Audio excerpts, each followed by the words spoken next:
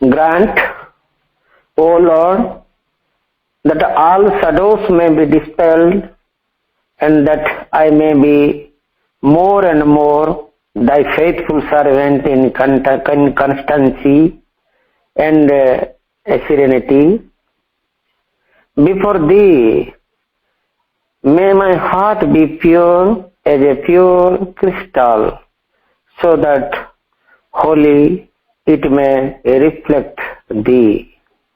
प्रभु समस्त अंधकार दूर कर दियो, मु जेपरि निष्ठा और प्रशांतिर सह अधिक अधिक तोर अनुगत सेवक होई उठी पारे। तो सम्मुखरे मोर अंतर होई उठू एक विशुद्ध स्फटिक परी, जेपरिकी ताहा सर्वत भावे तते ही प्रतिफलित करिबो। A spiritual atmosphere is more important than outer conditions.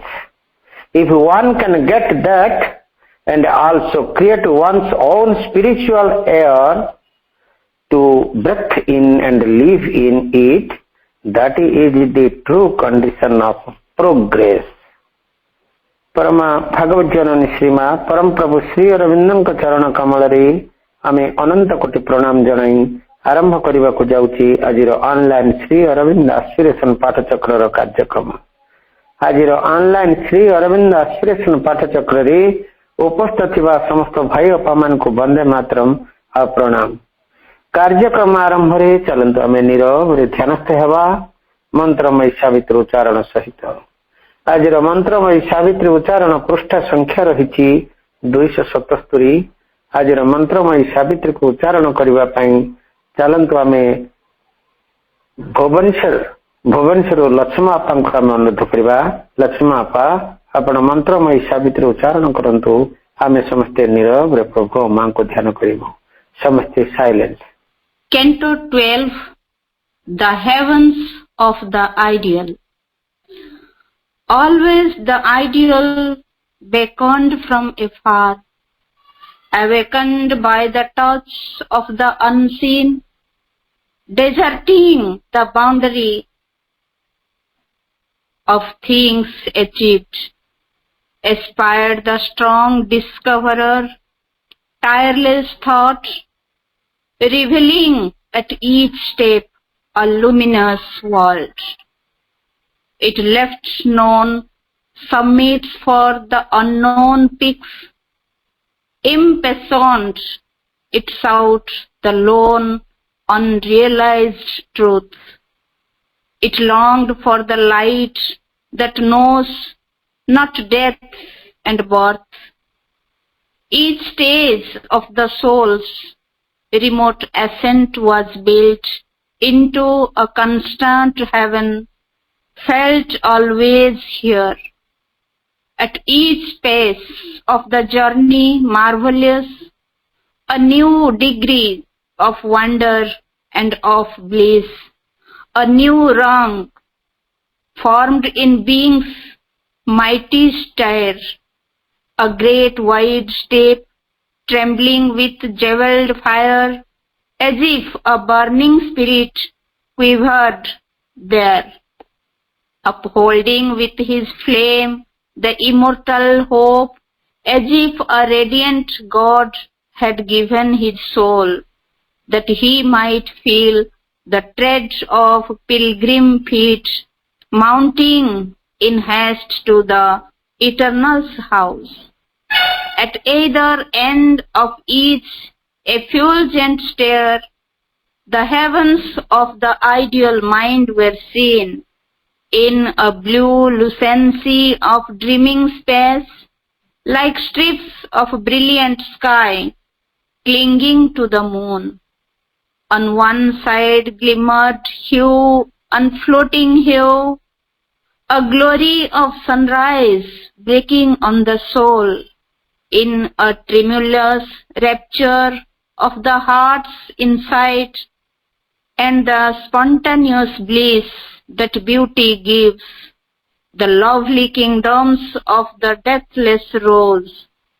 Above the spirit cast in mortal sense, are superconscious realms of heavenly peace below the inconscient's sullen dim abyss.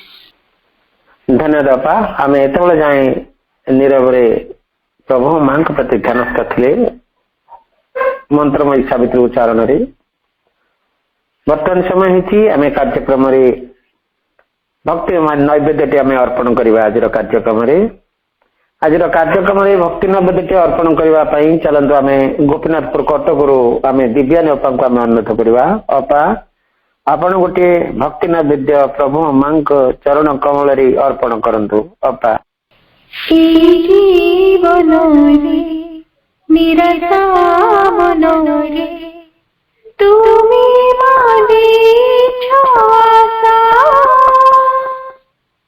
नीति नीति तुम छवि में अपूछी नीति नीति तुम छवि में अपूछी तुमी ही मोरा भरोसा माँ तुमी ही मोरा भरोसा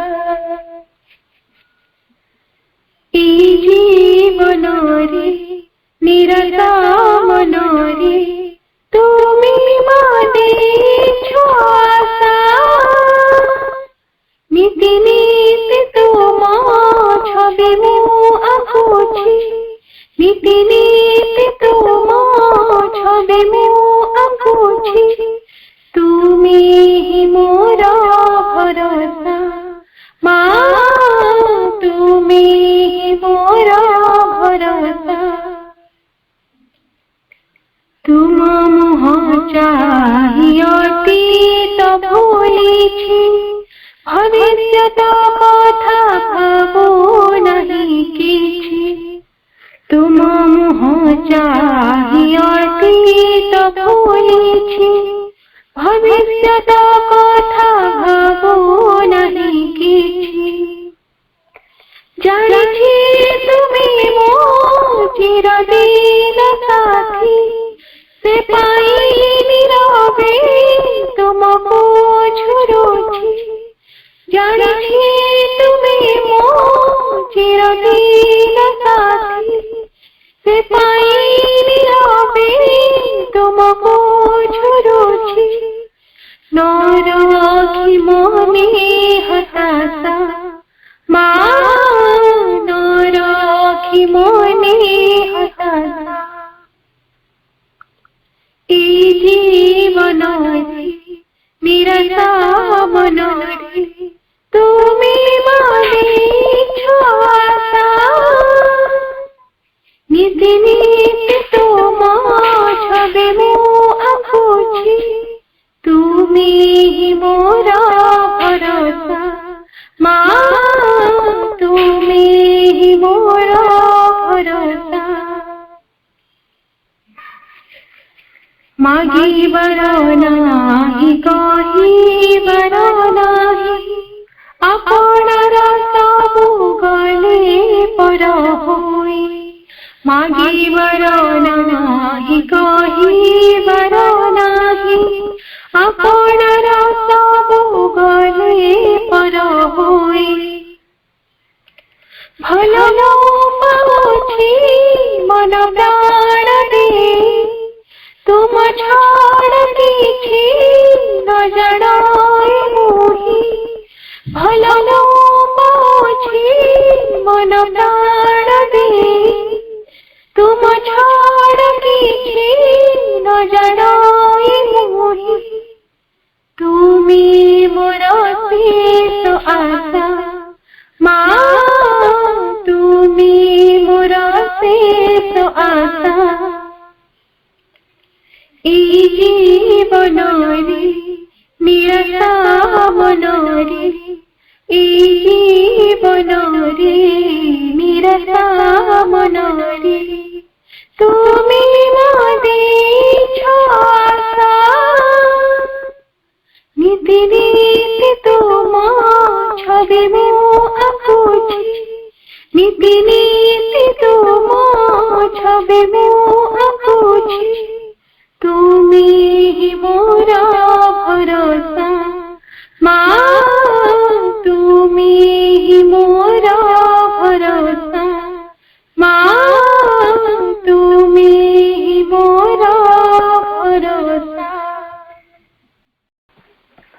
धन्यवाद अपा। बहुत समर्पण भाव नहीं एवं विश्वास भाव सहित वंदनाटी रे जो भरी रही भाव तार से वंदनाटी माँ प्रभु चरण कमल आप अर्पण कर सतरे माँ होचंती दिव्य जननी परम शक्तिमयी परम करुणामयी थरे जी माँ बोले डाकी समस्त दायित्व माँ ही नियंती माँ बोली थरे डाकीदेला जी रे मुपरा तार हो जाइछि शयने सपने अबा जागरणे मते जी माँ माँ बोली डाकी तेणु एठी जो कथा अपा बहुत सुंदर भाव वंदनाटी कहते जे समस्ते छाड़िकी पलैबे किंतु माँ रही संकट को सुजोग रे परिणत करदेवार शक्ति केवल माँ का व्यतीत आउ कार होना दुर्भाग्य को भाग्य रे परिणत करदेवार शक्ति केवल माँ का व्यतीत आउ कार नहीं कारण सी हेले सृष्टि कर्त्री। धन्यवाद अपा माँ के प्रति अभय आशार वंदनाटी आप प्रदान करिसेंती। आमे समस्ते आज ठारू संकल्प भी नबा जे माँ को व्यतिरेक आमे आउ विकल्प आमर नहीं केवल माँ ओनली मदर नन अदर। धन्यवाद अपा। समय ही आमे परम प्रभुंकर से दिव्य ग्रंथ को जो आलोचना करी चलीचे जाऊ कि धारावाहिक भाव में आलोचना करी चली बरगढ़ डॉक्टर चित्तरंजन साहू भाई योग सन्मानय दि सिंथेसिस ऑफ योग तार जो सप्तम अध्यायटी the standards of conduct and spiritual freedom आचरण मानदंड और आध्यात्मिक स्वतंत्रता तार आज शेष भागटी आलोचना होची।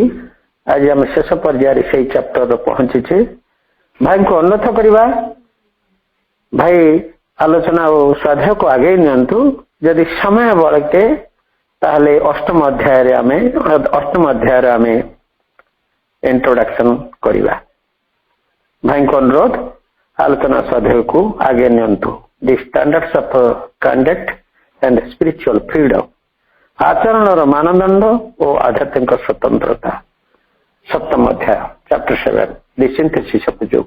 भाई परम करुणामयी दिव्य जननी श्रीमा एवं परम प्रभु श्रीअरविंद श्रीपाद पद्म अशेष प्रणति जनाई सादर सप्रेम नमस्कार सहित स्वागत करुछि ऑनलाइन श्रीअरविंद एक्सप्रेशन पाठचक्र उपस्थित समस्त मातृप्रेम भाई को जो महान अपूर्व सुजोगटी आम लाभ कर मां कृपारू से दिव्य जननी को निरंतर बारंबार कृतज्ञता निवेदन करिबा एवं सर्वदा प्रार्थना करिबा जेपरिकी से आमर नित्य स्मरण रहंतु एवं आमर समस्त चिंता भावना एवं कर्म एगुड़ी को तांकरी आलोक रे परिचालित करंतु। भाई तो सूचना दे सारिचंती आचरण मानदंड और आध्यात्मिक स्वतंत्रता ए प्रसंग रे आमे सप्तम अध्याय शेष भाग रे अछंती। गत अधिवेशन रे आमे अध्ययन करुथिले किपरि प्रभु से अतिमानसिक चेतनार लक्षण गुड़िक संपर्क रे वर्णना करुछंती। अतिमानसिक क्रिया कौनसी मानसी नियम द्वारा मनुष्य द्वारा सृष्ट बा निर्धारित नीति नियम धराबंधा पद्धति से कार्य करिवो नाही। आमे अध्ययन करुथिले सेई अतिमानसिक शक्ति जेहेतु सत्यर विधान रे कार्य करिवो से कौनसी व्यक्ति किंबा गोष्ठीर अहंगत नियम द्वारा परिचालित होब ना कौन नीतिवादी आदर्श द्वारा परिचालित होब ना कौन देश प्रेम व परोपकार उच्च आदर्श द्वारा मध्य परिचालित होब ना कारण से सबुथु से बहु ऊर्ध्वे तार रही सत्य चेतना सत्य दृष्टि ତେଣୁ ବାହ୍ୟ ଦୃଷ୍ଟିରେ କାହା ପାଇଁ ସେଟା ହିତକର ହେଇପାରେ, କାହା ପାଇଁ ଅହିତକର ହେଇପାରେ, ସେଥିରେ କୌଣସି ମୂଲ୍ୟ ନାହିଁ। ଯାହା ଭଗବାନଙ୍କର ବିଧାନ, ଯାହା ସମଗ୍ର ବିଶ୍ୱର ସଙ୍ଗତି ନିମିତ୍ତ ଉଦ୍ଦିଷ୍ଟ ଏବଂ ଭଗବାନଙ୍କର ଏହି ସୃଷ୍ଟିର ବିବର୍ତ୍ତନ ଧାରାରେ ଯାହା ଲକ୍ଷ୍ୟ, ଯାହା ଉଦ୍ଦେଶ୍ୟ, ସେ ଉଦ୍ଦେଶ୍ୟ ସାଧନ ନିମନ୍ତେ ସେ ଶକ୍ତି କ୍ରିୟା କରିବ। ତାର କ୍ରିୟା ହେବ ସ୍ୱତଃସ୍ଫୂର୍ତ୍ତ। ତାର ଜ୍ଞାନ ହେଉଛି ଅନ୍ତର୍ଜ୍ଞାନ। ଯେଉଁ ସତ୍ୟ ଜ୍ଞାନ ଦ୍ୱାରା ସେ ପରିଚାଳିତ ହେବ, ସେହି ଜ୍ଞାନ ହେଉଛି ପରମ ଚେତନା ଏବଂ ଦିବ୍ୟ ପ୍ରକୃତିର ଆଲୋକ ନିଃସୃତ ଜ୍ଞାନ। ସେଟା କୌଣସି ଅନ୍ଧ ଅଜ୍ଞାନ ପ୍ରକୃତିର ତମସାଚ୍ଛନ୍ନ ଆଲୋକ ନୁହେଁ, ତମସାଚ୍ଛନ୍ନ ଶକ୍ତି ନୁହେଁ ବା ଜ୍ଞାନ ନୁହେଁ। ସେଟା ହେଉଛି ଶୁଦ୍ଧ ଚେତନାର ଆଲୋକିତ ଜ୍ଞାନ ଏବଂ ସେହି ଚେତନାରେ କୌଣସି ଦ୍ୱୈତ ରହିବ ନାହିଁ, ଦ୍ୱନ୍ଦ୍ୱ ରହିବ ନାହିଁ, ପାର୍ଥକ୍ୟ ବୋଧ ରହିବ ନାହିଁ, ମୁଁ ଆଉ ସେର ବୋଧ ରହିବ ନାହିଁ। ତେଣୁ ସ୍ୱାଭାବିକ ଭାବରେ ସବୁ ପ୍ରକାର ଅସଙ୍ଗତି ଆମର ପାର୍ଥକ୍ୟ ବୋଧରୁ ହିଁ ଯାହା ସୃଷ୍ଟି ହେଇଥାଏ। ନିଜ ପର ଏହି ଭେଦରୁ ହିଁ ଯାବତୀୟ ଅସଙ୍ଗତି, କଳହ, ଦ୍ୱନ୍ଦ୍ୱ, ସଂଘର୍ଷର ସୃଷ୍ଟି ହେଇଥାଏ। ତେଣୁ ସେଟା ନିମ୍ନ ଚେତନାର କାର୍ଯ୍ୟ ଏବଂ ଯେହେତୁ ସେ ଦିବ୍ୟ ଚେତନା, ସତ୍ୟ ଚେତନା, ସେ ହେଉଛି ବିଶାଳ ଏବଂ ବିସ୍ତାରିତ ଚେତନା। ସେହି ଚେତନା ସମସ୍ତଙ୍କ ସହିତ ଏକତ୍ୱ ଅନୁଭବ କରୁଥିବ। ତେଣୁ ସେ ଏକତ୍ୱ ଭିତରେ ଆଉ ପାର୍ଥକ୍ୟର ପ୍ରଶ୍ନ ନାହିଁ, ଦ୍ୱୈତ ଏବଂ ଦ୍ୱନ୍ଦ୍ୱର ପ୍ରଶ୍ନ ନାହିଁ। ତେଣୁ ସ୍ୱାଭାବିକ ଭାବରେ ସେଟା ସବୁ ପ୍ରକାର ଅସଙ୍ଗତିରୁ ଉତ୍ତୀର୍ଣ୍ଣ ହେଇଯିବ। ପ୍ରଭୁ କହୁଥିଲେ, the happy and inspired movement of a divine power and wisdom guiding and impelling us will replace the perplexities and stumblings of the suffering and ignorant ego। ଅର୍ଥାତ୍ ପୀଡ଼ିତ ତଥା ଅଜ୍ଞାନଗ୍ରସ୍ତ ଅହଂର ବ୍ୟଗ୍ରତା ଏବଂ ସ୍ଖଳନର ସ୍ଥାନ ନେଇଯିବ ଦିବ୍ୟ ଶକ୍ତି ଏବଂ ପ୍ରଜ୍ଞାର ମଙ୍ଗଳକାରୀ ଏବଂ ଅନ୍ତଃସ୍ଫୁରିତ ଗତି ଅଧିକାର କରିବ। ଏହି ଶକ୍ତି ଏବଂ ପ୍ରଜ୍ଞା ହିଁ ଆମକୁ ପ୍ରେରିତ ତଥା ପରିଚାଳିତ କରିବ। ଅର୍ଥାତ୍ ଆମେ ଅଜ୍ଞାନତା, ଅହଙ୍ଗତ ଭ୍ରାନ୍ତି ଦ୍ୱାରା ପରିଚାଳିତ ନ ହେଇକରି ଦିବ୍ୟ ଶକ୍ତି ଏବଂ ଜ୍ଞାନର ଅତି ସଂଗତିପୂର୍ଣ୍ଣ ଅନ୍ତଃସ୍ଫୁରିତ ଗତି ଦ୍ୱାରା ପରିଚାଳିତ ହେବା। ଆମକୁ ସେ ସବୁ ପ୍ରକାର ଦ୍ୱନ୍ଦ୍ୱ ଏବଂ ସ୍ଖଳନରୁ ମୁକ୍ତ କରିବ। ତେବେ এই ଯେଉଁ ଉଜ୍ଜଳ ସମ୍ଭାବନାଟି ପ୍ରଭୁ କହୁଛନ୍ତି, ଆମ ସମସ୍ତଙ୍କ ମନରେ ଏହି ପ୍ରଶ୍ନ ଉଠିବାଟା ସ୍ୱାଭାବିକ ଯେ କେବେ ଆସିବ ସେ ଯୁଗ, କେବେ ଆସିବ ସେ ସୁଦିନ। ଆଶ୍ରମରେ ମା କ୍ଲାସ କରୁଥିଲା ସମୟରେ ସାନ୍ଧ୍ୟ ଅଧିବେଶନ ଗୁଡ଼ିକରେ ଆଶ୍ରମବାସୀମାନେ, ସାଧକ ସାଧିକାମାନେ ଏଭଳି ଅନେକ ପ୍ରଶ୍ନ ମାଙ୍କୁ ମଧ୍ୟ ପଚାରୁଥିଲେ। ମାତୃରଚନାବଳୀର 7ମ ଖଣ୍ଡରେ ଏହା ଉଲ୍ଲେଖ ଅଛି, ମାଙ୍କୁ ସାଧକମାନେ ଅତିମାନବର ଲକ୍ଷଣ ଏବଂ ତାର ଅବତରଣ ବା ଆବିର୍ଭାବର ସମୟସୀମା ଏସବୁ ବିଷୟରେ ଅନେକ ପ୍ରଶ୍ନ କରୁଛନ୍ତି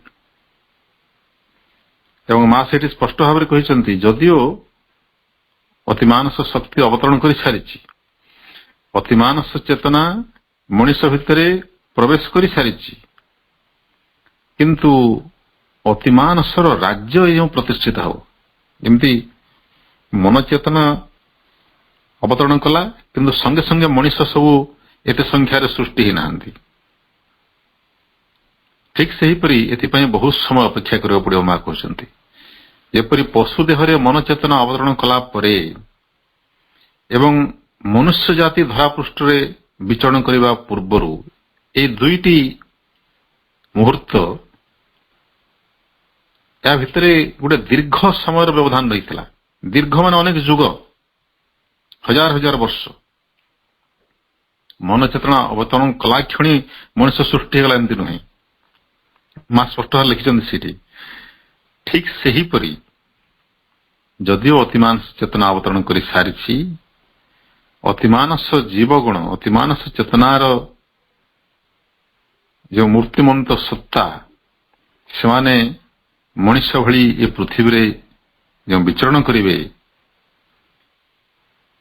ଏବଂ ମଣିଷର ସ୍ଥାନ ସେମାନଙ୍କ ତୁଳନାରେ ଅତି ନଗଣ୍ୟ, ସାମାନ୍ୟ ହେଇଯିବ, ତୁଚ୍ଛ ହେଇଯିବ।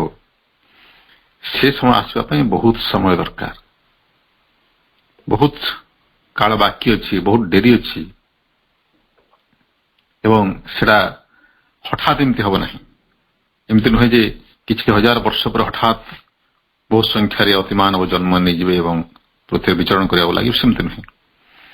ସେ ଦୁଇଟି ଯୁଗାନ୍ତକାରୀ ମୁହୂର୍ତ୍ତ ଭିତରେ ଅନେକ ଉପସ୍ତର ଗୁଡିକ ଅଛି, ସବ୍ ଲେୟାର୍ସ ବା ସବ୍ ଷ୍ଟେଜେସ୍ ଅଛି। ସେ ସବୁ ସ୍ତର ଦେଇକରି ଏ ମାନବ ଜାତି ତାର ବିବର୍ତ୍ତନ ପଥରେ ଗତି କରିବ। କିନ୍ତୁ ପ୍ରଭୁ ବହୁତ ସୁନ୍ଦର ଭାବରେ ଗୋଟେ ଉଜ୍ଜଳ ପରିକଳ୍ପନା କରୁଛନ୍ତି। ଯେହେତୁ କାବ୍ୟିକ ଚେତନା ତାଙ୍କର ମୂଳଭୂତ ପ୍ରକୃତି, ସ୍ୱଭାବରେ ସେ ଜଣେ ଦ୍ରଷ୍ଟା ଏବଂ ପ୍ରତ୍ୟେକ ଦ୍ରଷ୍ଟା ଜଣେ କବି ହେଇଥାନ୍ତି।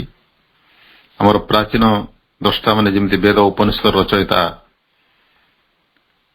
ମହାକାବ୍ୟ ଏବଂ ମହାପୁରାଣ ମାନଙ୍କ ରଚୟିତା ସମସ୍ତେ ଜଣେ ଜଣେ ଦ୍ରଷ୍ଟା ଏବଂ କବି, ସେଇଭଳି ଦିବ୍ୟ କାବ୍ୟ ଚେତନାର ଅଧିକାରୀ ପରମ ପ୍ରଭୁ। ତେଣୁ ସେ ସେଇଭଳି ଗୋଟେ କାବ୍ୟିକ ଦୃଷ୍ଟିରେ ଉପସ୍ଥାପନ କରୁଛନ୍ତି ଯେ କିଭଳି ହେବ ସେ ସତ୍ୟ ଯୁଗ, ସେ ଅତିମାନସ ଚେତନାର ଯୁଗ। ଏବଂ ଏଇଟା ପ୍ରକୃତରେ କଳ୍ପନା ନୁହେଁ, ଏଇଟା ପ୍ରଭୁଙ୍କର ଦିବ୍ୟ ଦୃଷ୍ଟିର ଉପସ୍ଥାପନା। ଏଥିରେ କାଳ୍ପନିକତା ନାହିଁ, ଏଥିରେ ରହିଛି ସତ୍ୟ ଚେତନାର ପୂର୍ବାଭାସ ଏବଂ ତାର ମଣିଷ ବୁଝିବା ଭଳି ଭାଷାର ଉପସ୍ଥାପନା। ଆମେ ସେଠୁ ଅଧ୍ୟୟନ କରିବା। ଗତକାଲି ଆମେ ପାରାଗ୍ରାଫ 30 ଶେଷ କରିଥିଲେ, ପୃଷ୍ଠା ସଂଖ୍ୟା 206 ର ଶେଷ ଭାଗରେ ଥିଲେ। ଆମେ 206 ର ଶେଷ ଭାଗରେ ପରବର୍ତ୍ତୀ ପାରାଗ୍ରାଫଟି ଯେଉଁ ଆରମ୍ଭ ହୋଇଛି ପାରାଗ୍ରାଫ 31, ଆମେ ସେଠୁ ଆରମ୍ଭ କରିବା। ପ୍ରଭୁ କହୁଛନ୍ତି, if Bai SUM miracle of divine intervention all mankind at once could be raised to this level, we should have something on earth like the golden age of the traditions, Satya Yuga, the age of truth or true existence. ଯଦି କୌଣସି ଯାଦୁକରୀ ଶକ୍ତି ଦ୍ୱାରା, କୌଣସି ରହସ୍ୟମୟ ଉପାୟରେ ଯଦି ଦିବ୍ୟ ଶକ୍ତି ହସ୍ତକ୍ଷେପ କରନ୍ତେ, ପ୍ରକୃତରେ ଦିବ୍ୟ ଶକ୍ତି ହସ୍ତକ୍ଷେପ କଲେ ଗୋଟେ ମୁହୂର୍ତ୍ତରେ ସବୁ ରୂପାନ୍ତରିତ ହେଇଯିବ। ଯଦି ଏମିତି ହୁଅନ୍ତା ଏବଂ ଏକାଥରକେ ସମଗ୍ର ମାନବ ଜାତି ସେଇ ସ୍ତରକୁ ଉନ୍ନୀତ ହେଇଯାଆନ୍ତି, ତାକୁ କୁହାଯାଆନ୍ତା ସତ୍ୟଯୁଗ। ସେଇଟା ହୁଅନ୍ତା ମାନବ ଜାତିର ସୁବର୍ଣ୍ଣ ଯୁଗ, ପୃଥିବୀର ଇତିହାସରେ ସୁବର୍ଣ୍ଣ ଯୁଗ, ସତ୍ୟଯୁଗ। ସତ୍ୟଯୁଗ କହିଲେ ସତ୍ୟ ଚେତନାର ଯୁଗ, ସତ୍ୟ ଅସ୍ତିତ୍ୱର ଯୁଗ। ସତ୍ୟ ଚେତନା ଦ୍ୱାରା ପ୍ରତ୍ୟେକ ସତ୍ତା, ପ୍ରତ୍ୟେକ ଜୀବ ପରିଚାଳିତ ହେବାର ଯେଉଁ ଅବସ୍ଥା, ସେଟା ହିଁ ସତ୍ୟ ଯୁଗ। ସତ୍ୟ ଚେତନା କହିଲେ ଭଗବତ ପ୍ରେରଣା, ସିଧାସଳଖ ଭଗବାନଙ୍କର ପ୍ରେରଣାରେ କାର୍ଯ୍ୟ କରିବା। ଏହି ସାମର୍ଥ୍ୟ ଯେତେବେଳେ ସମସ୍ତଙ୍କ ଭିତରେ ବିକଶିତ ହେଇଯିବ, ସେଟା ହେବ ସତ୍ୟ ଯୁଗ। ଏବଂ ଆମର ପୁରାଣ ବର୍ଣ୍ଣିତ ସତ୍ୟ ଯୁଗରେ ପ୍ରକୃତରେ ସେ ଅବସ୍ଥା ଥିଲା, ସେମାନେ ସିଧାସଳଖ ଭଗବତ ପ୍ରେରଣା ଦ୍ୱାରା ପରିଚାଳିତ ହେଉଥିଲେ। ପ୍ରଭୁ ସେ ସତ୍ୟ ଯୁଗର ଲକ୍ଷଣ ମାନ ମଧ୍ୟ ବର୍ଣ୍ଣନା କରୁଛନ୍ତି। ଫର ଦ sign of Satya Yuga is that the law is spontaneous and conscious in each creature and does its own works in a perfect harmony and freedom. सत्यजुगर लक्षण हला ये से जो दिव्य विधान बा दिव्य नियम आत्मार नियम सेटा स्वतस्फूर्त भाव में आत्मार नियम द्वारा समस्ते परिचालित हे कई क्या बाध्य करने पड़ो ना सेठी एवं समस्ते निजर अंतर से सत्य प्रेरणा सत्यर नियम प्रति सचेतन थे एवं स्वाभाविक भाव में जेहेतु समस्ते सत्य चेतना द्वारा परिचालित हे सेठी कौन प्रकार असंगति व विरोध प्रश्न उठुना कारण गोटे सत्य के आउ गोटे सत्य को छेदन करे ना काटे ना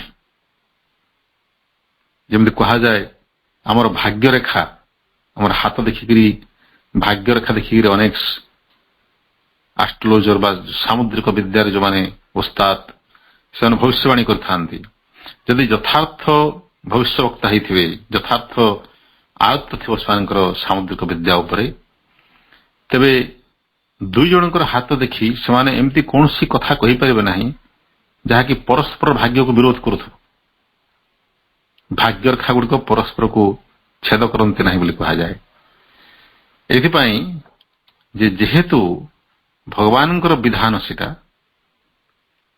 परस्पर को छेद करिवार प्रश्न उठुना कारण भगवान निजे निजे एवं पूर्ण स्वतंत्रता सहित सेटा कार्य करिवो काहारी बाध्यबाधकता नुहे सेठी प्रत्येक सत्ता प्रत्येक जीव स्वतंत्र भाव में निजर धर्म स्वधर्म अनुसार कार्य करिवे एवं सेमानंकर व्यक्तिगत स्वधर्म अन्यर स्वधर्म हस्तक्षेप करू नथिबो सेटा हो सत्यजुगर अन्यतम लक्षण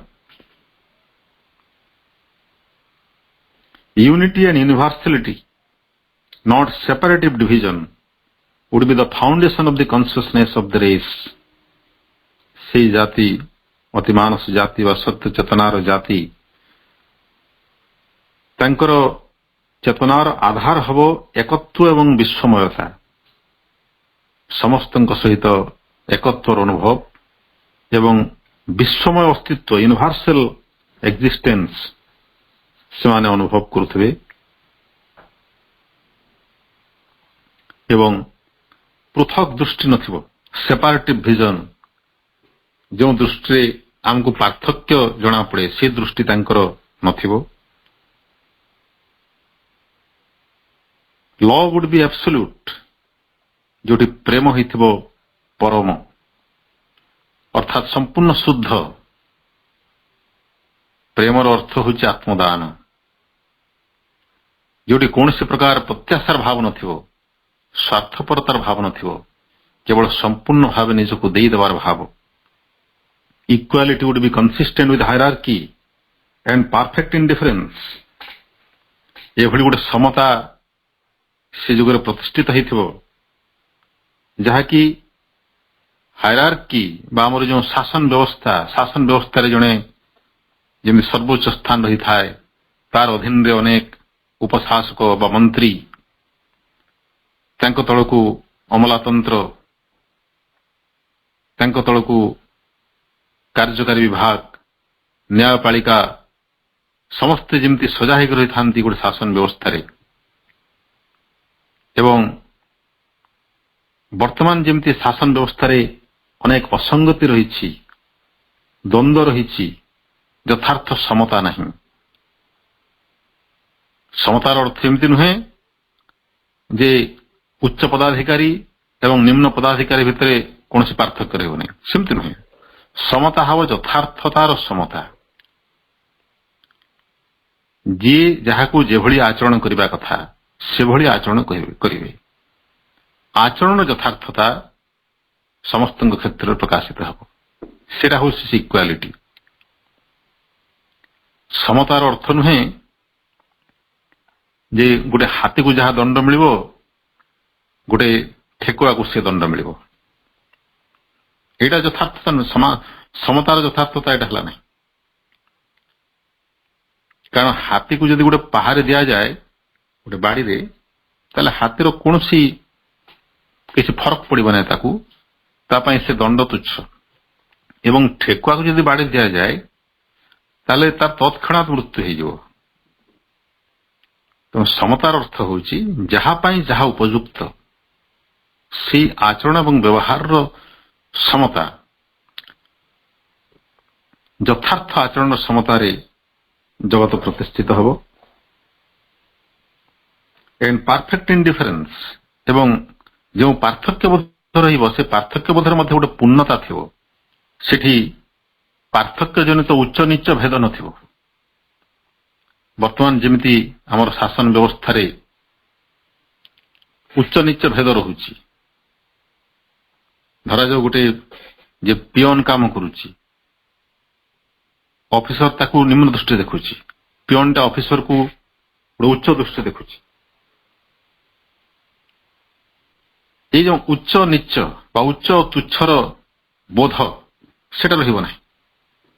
କାରଣ ପ୍ରକୃତରେ ଗୋଟେ ପିଅନ ମଧ୍ୟ ତା ଜାଗାରେ ଯେଉଁ କାର୍ଯ୍ୟ କରୁଛି ସେଟା ଯେତିକି ମୂଲ୍ୟବାନ ଶାସନ କଳର ପରିଚାଳନା ପାଇଁ, ଗୋଟେ ଅଫିସର ତା ସ୍ତରରେ ଯାହା କରୁଛି ସେଟା ମଧ୍ୟ ସେତିକି ମୂଲ୍ୟବାନ।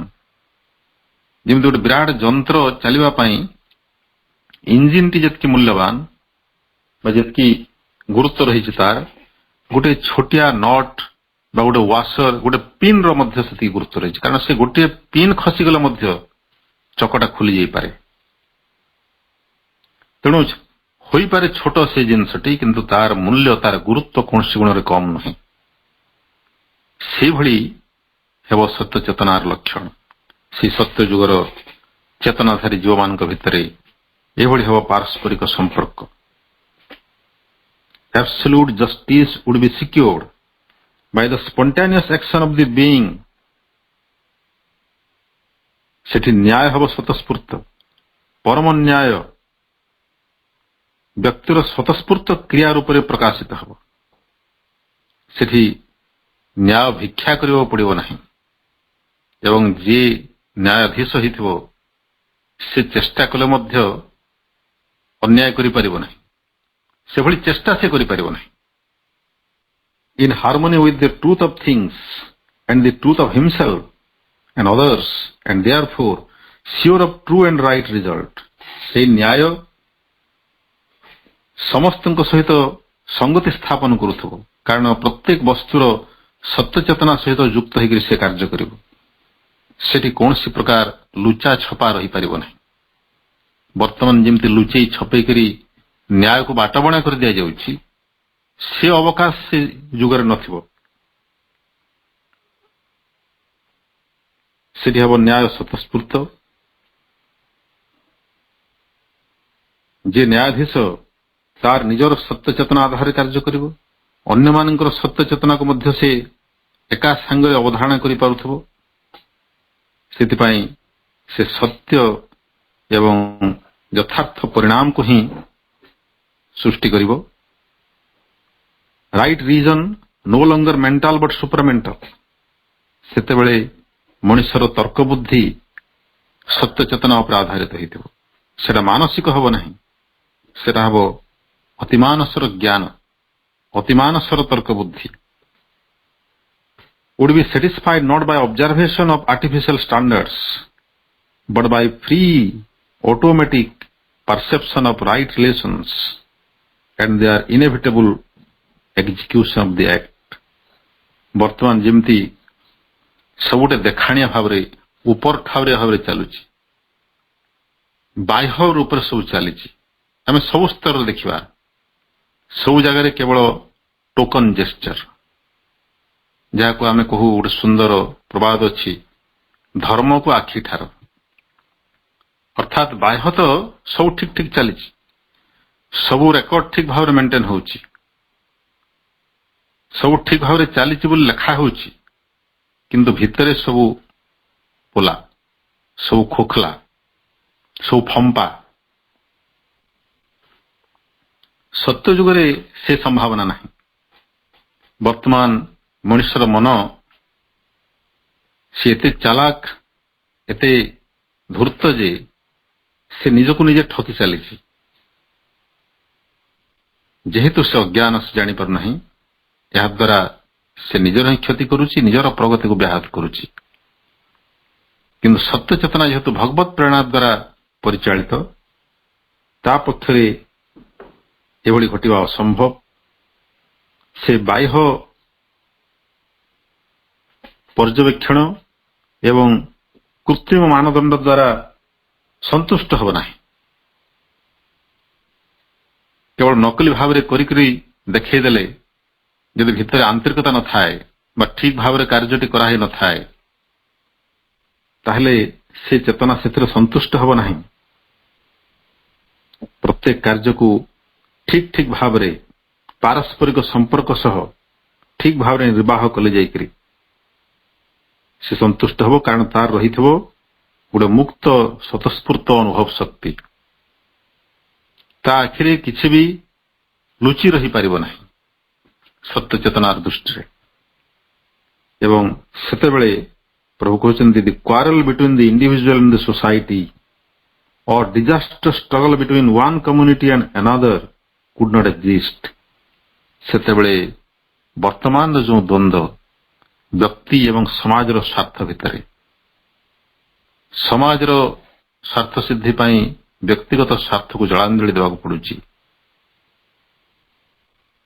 बेले बेले व्यक्ति तार स्वार्थ साधन पाई समाजर क्षति करी पकाउची किंबा गोष्ठी गोष्ठी भितरे समाज समाज भितरे भयंकर ध्वंसकारी संघर्ष जो उत्पन्न होची गोटे गोष्ठी तार स्वार्थ रक्षा पाई आउ गोष्ठी उपरे आक्रमण करुची से भली संभावना रहिबा नाही से भली स्थिति रही पारिबो नाही बोली प्रभु कहउचंती the cosmic consciousness embedded in embodied beings would assure a harmonious diversity in oneness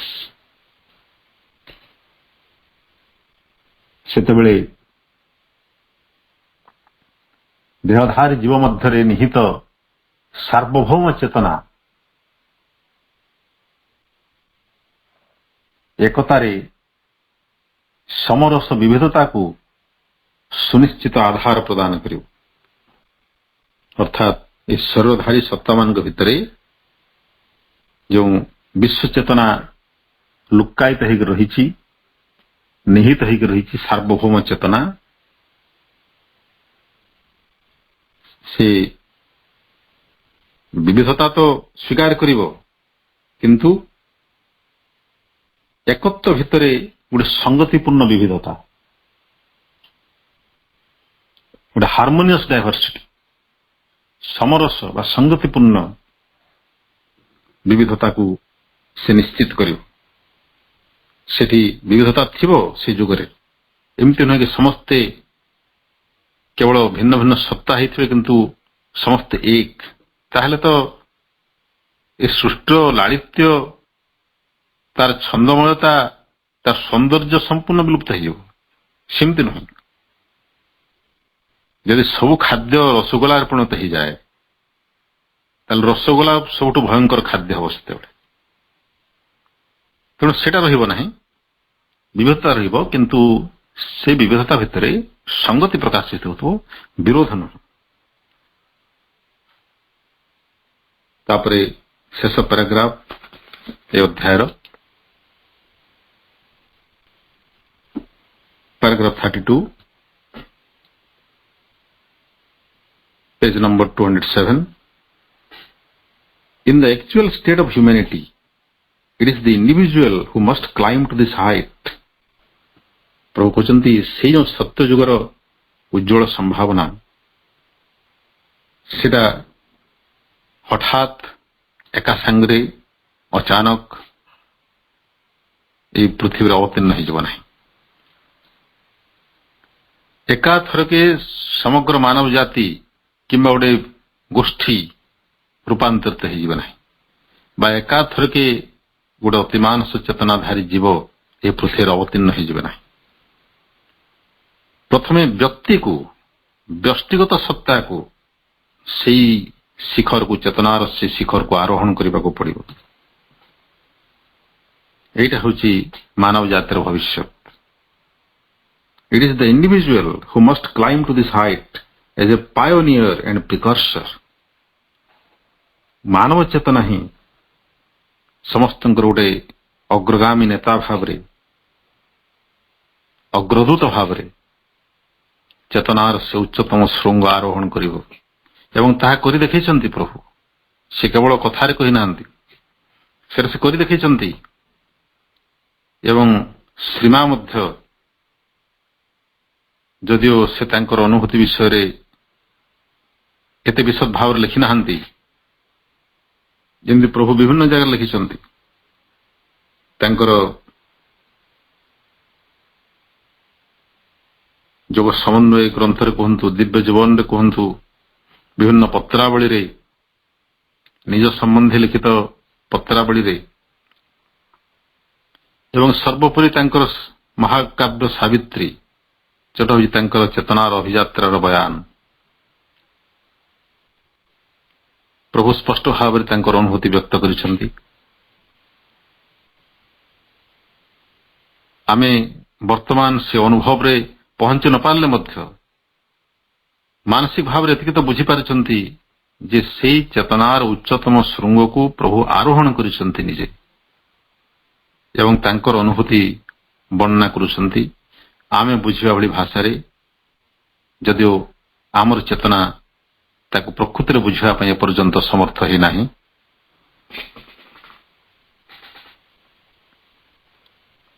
ତାପରେ ପ୍ରଭୁ କହୁଛନ୍ତି, his isolation will necessarily give determination and form to his outward activities।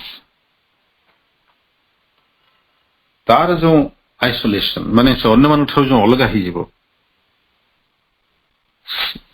ଅନ୍ୟମାନଙ୍କ ଠାରୁ ତାର ଭିନ୍ନତା, ତାର ବାହ୍ୟ କ୍ରିୟାବଳୀକୁ ଗୋଟେ ସୁନିର୍ଦ୍ଦିଷ୍ଟ ସଂକଳ୍ପ ଶକ୍ତି ଏବଂ ଗୋଟେ ସୁନିର୍ଦ୍ଦିଷ୍ଟ ରୂପ ପ୍ରଦାନ କରିବ। ଅର୍ଥାତ୍ ତାର ବାହ୍ୟ ଗତିବୃତ୍ତି, ବାହ୍ୟ ଆଚରଣ ଗୋଟେ ଭିନ୍ନ ପ୍ରକାର ହବ, ସୁନିୟନ୍ତ୍ରିତ, ସୁଶୃଙ୍ଖଳିତ, ସୁନିର୍ଦ୍ଧାରିତ ହବ।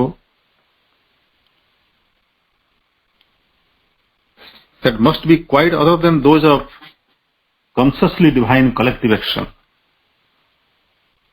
consciously divine collective action ସଚେତନ ଭାବରେ ଦିବ୍ୟ ସାମୂହିକ କ୍ରିୟା, ଅର୍ଥାତ୍ ସମୂହ ଉପରେ ଦିବ୍ୟ ଶକ୍ତି ଯେଉଁ କାର୍ଯ୍ୟ କରୁଥିବ, ତାର ଯେଉଁ କାର୍ଯ୍ୟଧାରା ହବ, ତାଠାରୁ ଏଇ ବ୍ୟକ୍ତିଗତ ଚେତନା ଯିଏକି ସେ ଉଚ୍ଚତମ ଶୃଙ୍ଗକୁ ଆରୋହଣ କରିଥିବ, ତାର କାର୍ଯ୍ୟଧାରା ଟିକେ ଅଲଗା ପ୍ରକାର ହବ।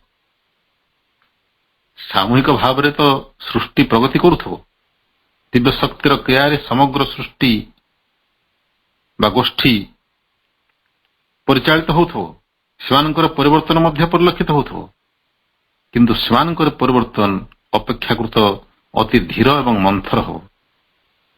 ସେ ତୁଳନାରେ ବ୍ୟକ୍ତିଗତ ଭାବରେ ଗୋଟେ ଚେତନା ଖୁବ୍ ଶୀଘ୍ର ବା ତୁଳନାତ୍ମକ ଭାବରେ କମ୍ ସମୟରେ, ଯଥେଷ୍ଟ ସମୟ ପୂର୍ବରୁ ସେ ସିଦ୍ଧିରେ ପହଞ୍ଚି ଯାଇପାରେ।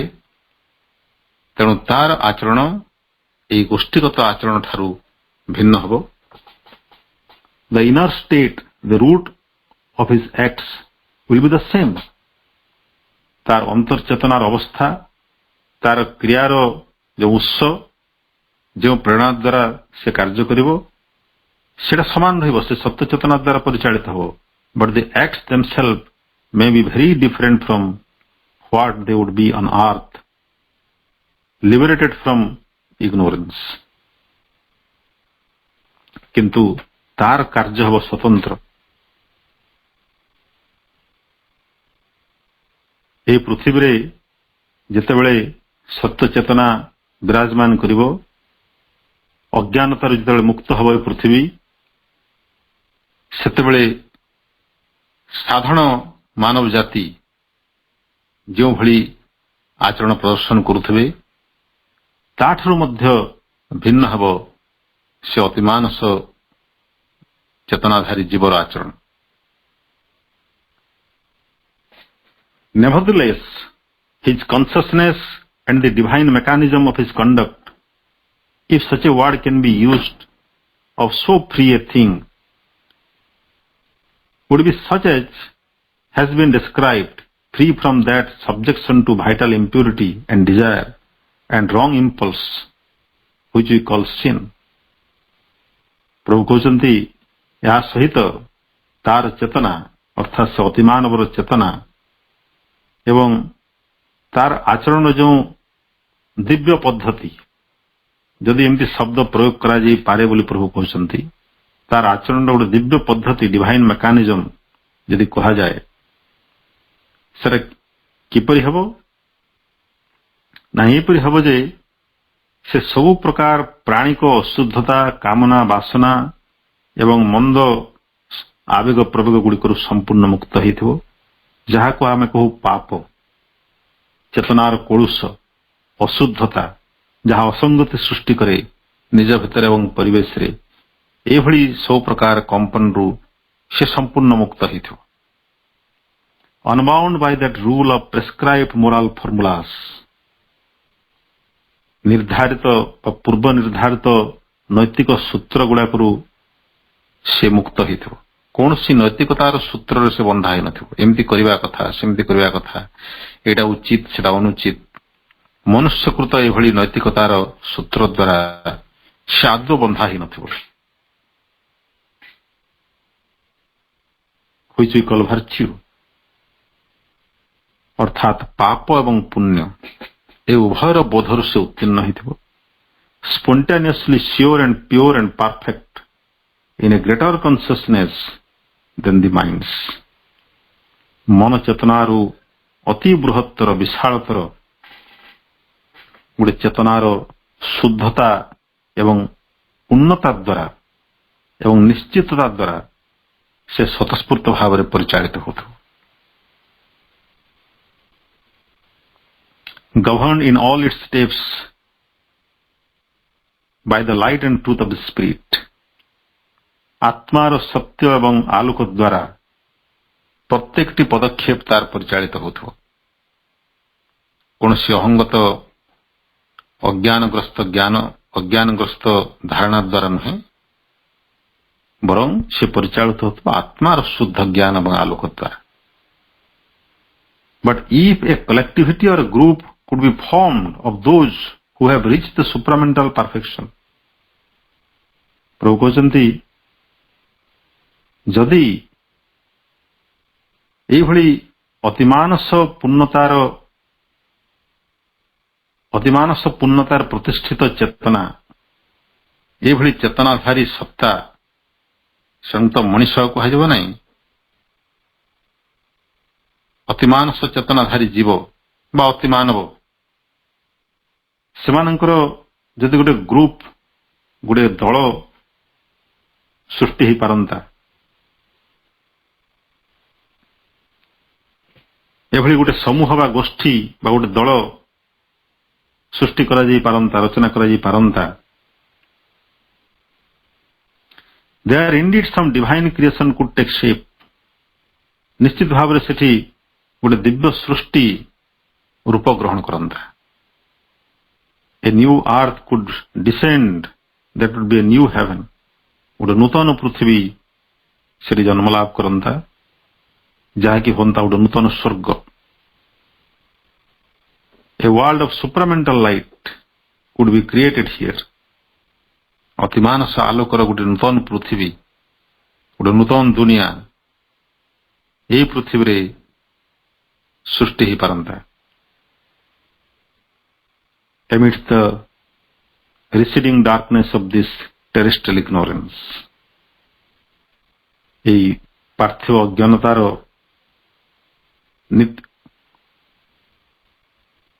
ক্রমাগত ভাবে হ্রাস পাউথবা अंधकार भितरे से गोटे अतिमानस आलोकर जगत अतिमानस ज्योतिर गोटे सुवर्णमय जगत ये सृष्टि करा जाई पारंता जदि एकाथरके गोटे गोष्ठी अतिमानस चेतनार अधिकारी सत्ता यदि पृथ्वी प्रकाशित हो पारंते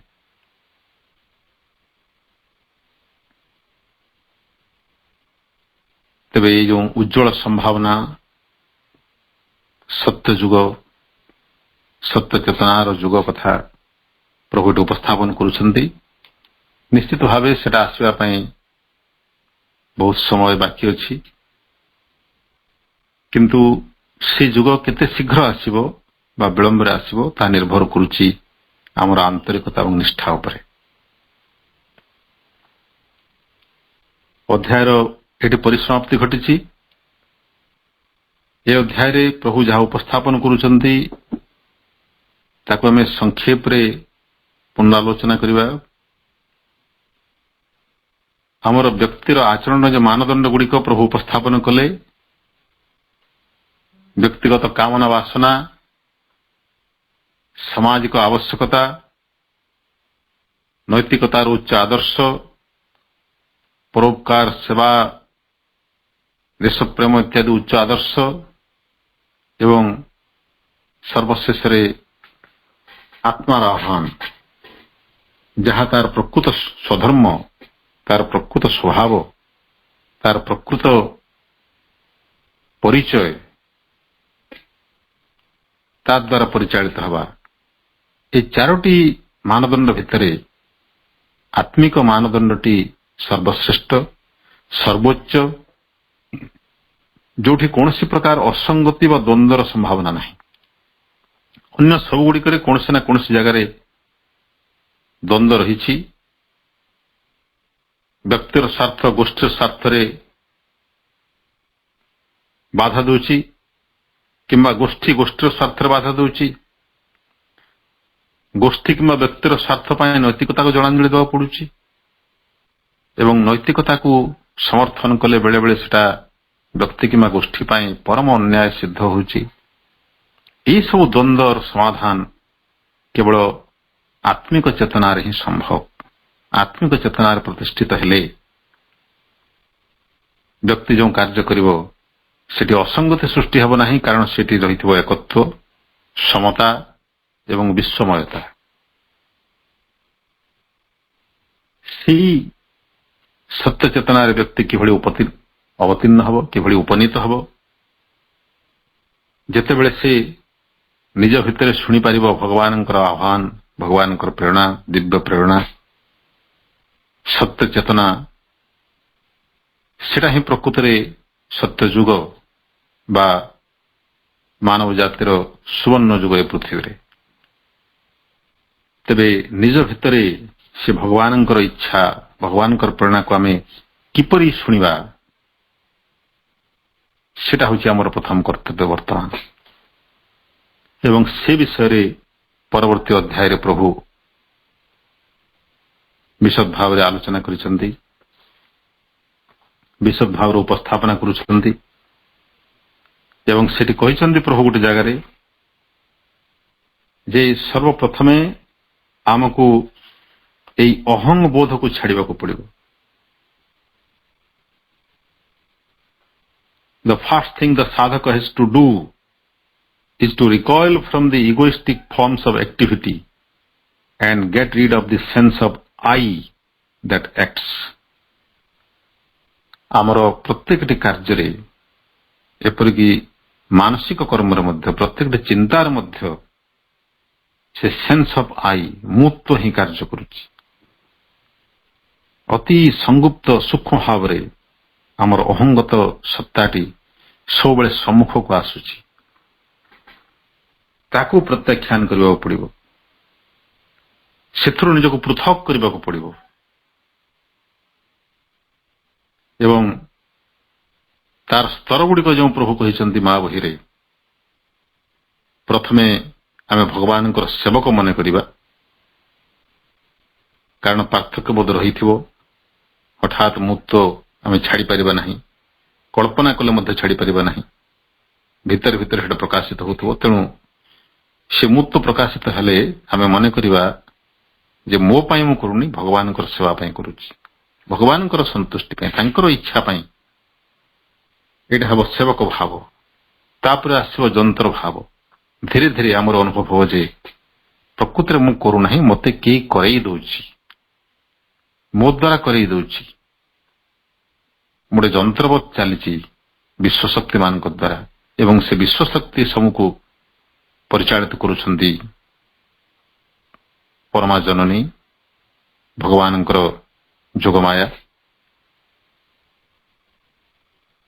ଏବଂ ଧୀରେ ଧୀରେ ସାଧକ ଆଉ ଟିକେ ଅଭ୍ୟାସ କଲେ ସେ ଦେଖିବ ଯେ ସେ ନିଜେ ଯନ୍ତ୍ର ବି ନୁହେଁ, ସେ ନିଜେ ଭଗବାନଙ୍କର ସନାତନ ଚେତନାର ଗୋଟେ ଅବିଚ୍ଛେଦ୍ୟ ଅଂଶ। ତେଣୁ ଯନ୍ତ୍ରବୋଧ ସ୍ଥାନରେ ପ୍ରକାଶିତ ହେବ ଏକତ୍ୱ। ଏଭଳି ସ୍ତର ଦେଇକରି ସାଧକକୁ ଯିବାକୁ ପଡ଼ିବ ଏବଂ ଏହି ସବୁ ସ୍ତର ଦେଇକରି ସେ ଯେତେ ଅଧିକରୁ ଅଧିକ ଆଗକୁ ଯାଉଥିବ ସେତେ ଅଧିକ ସ୍ପଷ୍ଟ ଭାବରେ ସେ ନିଜ ଭିତରେ ଭଗବତ ପ୍ରେରଣାକୁ ଶୁଣିବାର ସମର୍ଥ ହେଉଥିବ। ନିଜ ଭିତରେ ସେ ପରମ ଚେତନାଙ୍କର ଇଚ୍ଛାଟିକୁ, ସଂକଳ୍ପଟିକୁ ସେ ଧୀରେ ଧୀରେ ଅବିକୃତ ଭାବରେ, ଅବିମିଶ୍ର ଭାବରେ, ବିଶୁଦ୍ଧ ରୂପରେ ଶୁଣିବା ପାଇଁ ସମର୍ଥ ହେବ। ଶୁଣିବାଟା କାନ ଦେଇ ଶୁଣିବା କଥା ନୁହେଁ। ସେତେବେଳେ ଇନ୍ଦ୍ରିୟ, ଆମର ଏଇ ଯେଉଁ ପଞ୍ଚେନ୍ଦ୍ରିୟ, ୟାର ପ୍ରୟୋଜନୀୟତା ଆଉ ରହିବ ନାହିଁ କିମ୍ବା ତାହା ହୋଇଯିବ ଅତି ମାମୁଲି। ଚେତନାଗତ ସ୍ତରରେ, ଚେତନାର ପ୍ରତ୍ୟେକଟି କୋଷରେ, ପ୍ରତ୍ୟେକ ସ୍ତରରେ ଆମେ ଅନୁଭବ କରିପାରିବା ସେ ପରମଙ୍କର ଇଚ୍ଛାଟିକୁ। ତେଣୁ ସେହି ସୁପ୍ରିମ ୱିଲ୍ ପରବର୍ତ୍ତୀ ଅଧ୍ୟାୟଟି ଆମେ ପରବର୍ତ୍ତୀ ଅଧିବେଶନରେ ତାର ଅଧ୍ୟୟନ ଆରମ୍ଭ କରିବା। ବର୍ତ୍ତମାନ ସମୟ ହୋଇଯାଇଛି। ତେଣୁ ସମସ୍ତ ଅପାଭାଇଙ୍କୁ ମୋର ଆନ୍ତରିକ ଧନ୍ୟବାଦ ଏବଂ ମାଙ୍କ ପାଖରେ ବିନମ୍ର କୃତଜ୍ଞତା ନିବେଦନ କରି ରହୁଛି। ବନ୍ଦେ ମାତରମ୍। ଧନ୍ୟବାଦ ଭାଇ। Gratitude at the lotus feet of the Mother. ଆପଣ ବହୁତ ସୁନ୍ଦର ଭାବରେ ଏହି ସପ୍ତମ ଅଧ୍ୟାୟଟିକୁ ଆଜି ସମାପନ କରିଛନ୍ତି। ଷ୍ଟାଣ୍ଡାର୍ଡସ୍ ଅଫ୍ ଦ କଣ୍ଡକ୍ଟର ଯୋଉ ଚାରୋଟି ରହିଲା, ଯାର ଯୋଉ ଆଚରଣର ମାନଦଣ୍ଡ, ସର୍ବୋତ୍କୃଷ୍ଟ ମାନଦଣ୍ଡଟି ଆତ୍ମାର ଡାକ।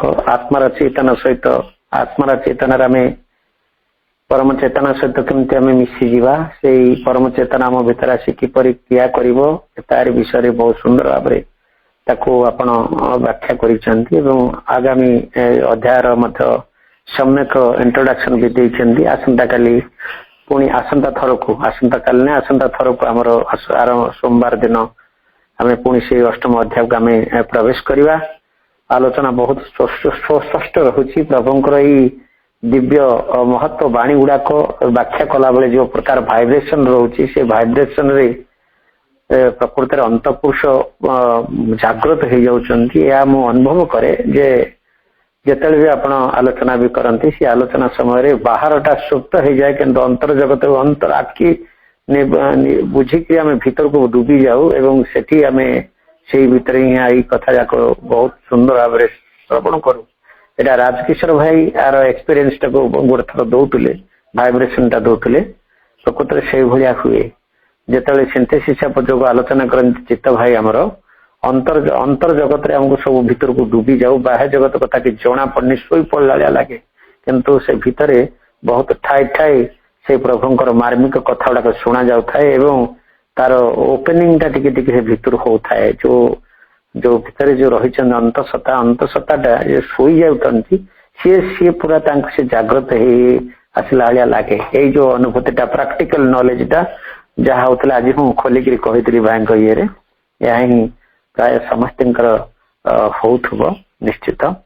ତେଣୁ ପ୍ରଭୁଙ୍କର ଏଇ ଦିବ୍ୟ ଗ୍ରନ୍ଥକୁ ଆମେ ଆହୁରି ଅଧିକ ଆହୁରି ଶ୍ରବଣ କରିବା ଭାଇଙ୍କ ଠାରୁ ଏବଂ ଆମର ଯୋଉ ତାକୁ ପୁଣି ବାରମ୍ବାର ଆମର ୟୁଟ୍ୟୁବରେ ମଧ୍ୟ ଆସିଲେ ବି ତାକୁ ଶ୍ରବଣ କରିବା ଏବଂ ଆମକୁ ଆମର ଏଇ ଯୋଉ ପ୍ରଭୁଙ୍କର ସେଇ ଦିବ୍ୟ ବାର୍ତ୍ତାର ଭାଇବ୍ରେସନ ରେ ଆମକୁ ଓପେନିଂ ରଖିବା ପ୍ରଭୁ ମାଙ୍କ ପ୍ରତି ଏବଂ ଆମେ ପରମ ଚେତନାଙ୍କ ସହିତ ଧୀରେ ଧୀରେ କେମିତି ଆଗକୁ ଆମେ କେମିତି ମିଶି ଯିବା। ଏ ଜନ୍ମ ଭିତ କୌଣସି ତ ବ୍ୟର୍ଥ ଯାଏନି। ଶ୍ରୀ ଅରବିନ୍ଦ ଆଉ ଶ୍ରୀମା ଗୋଟେ କହିଛନ୍ତି, କୌଣସି କଥା ବ୍ୟର୍ଥ ଯାଏନି। ପ୍ରଭୁଙ୍କର ଚେତନାର କଥା ଗୁଡାକ ଯେଉଁ କଥାମୃତ ଗୁଡାକ ଆମେ ଶ୍ରବଣ କରୁଛେ, ତାହା ତ କେବେ ବି ବ୍ୟର୍ଥ ଯାଏନି। ସେ ନିଶ୍ଚିତ ରୂପେ ସେ କାମ ହିଁ କରିବ ଏବଂ ଆମକୁ ଏ ଜନ୍ମରେ ଏବଂ ଆଗାମୀ ଜନ୍ମ ମାନଙ୍କରେ ଇଏ ଆମକୁ ନିଶ୍ଚିତ ରୂପେ ପ୍ରଭୁଙ୍କ ଆଡକୁ ନେଇଯିବା, ଆମ ନିଜକୁ ପ୍ରଭୁ ଭାବରେ ପ୍ରକାଶ କରିବା ପାଇଁ ଇଏ ସାହାଯ୍ୟ କରିବ ନିଶ୍ଚୟ। ତେଣୁ ଭାଇଙ୍କୁ ବହୁତ ବହୁତ ଧନ୍ୟବାଦ ଏଇଭଳିଆ ସୁନ୍ଦର ଏବଂ ସାବଳୀଳ ସୁସ୍ପଷ୍ଟ ଆଲୋଚନା ପାଇଁ।